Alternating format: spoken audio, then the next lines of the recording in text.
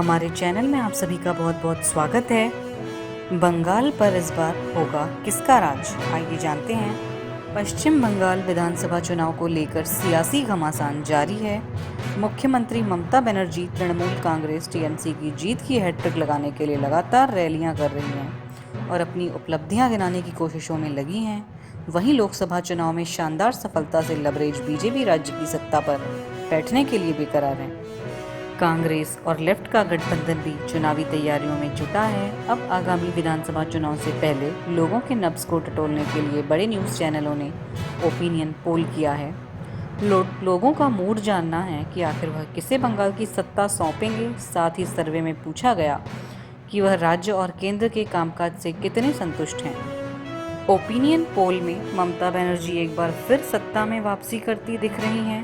सर्वे की माने तो पिछले विधानसभा चुनाव के मुकाबले बीजेपी की सीट बढ़ेंगी, लेकिन उनका राज्य की गद्दी पर बैठने का इंतजार और बढ़ सकता है।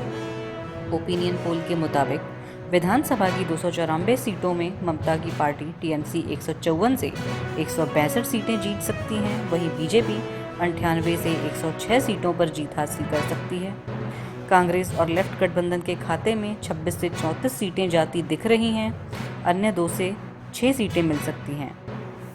वोट प्रतिशत की बात करें तो टीएमसी को 43%, बीजेपी को 37.5% और कांग्रेस लेफ्ट गठबंधन को 12% वोट मिल सकते हैं।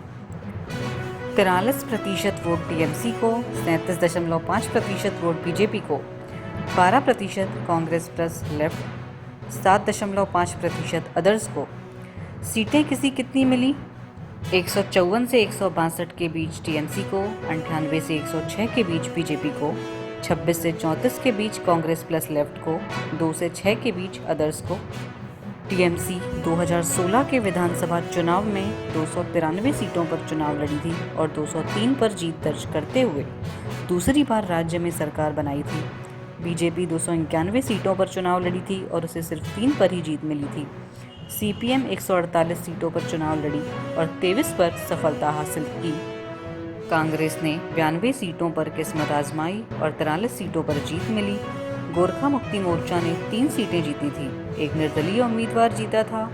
आरएसपी ने 3 सीटें और ऑल इंडिया फॉरवर्ड ब्लॉक ने 1 सीट पर जीत दर्ज की थी।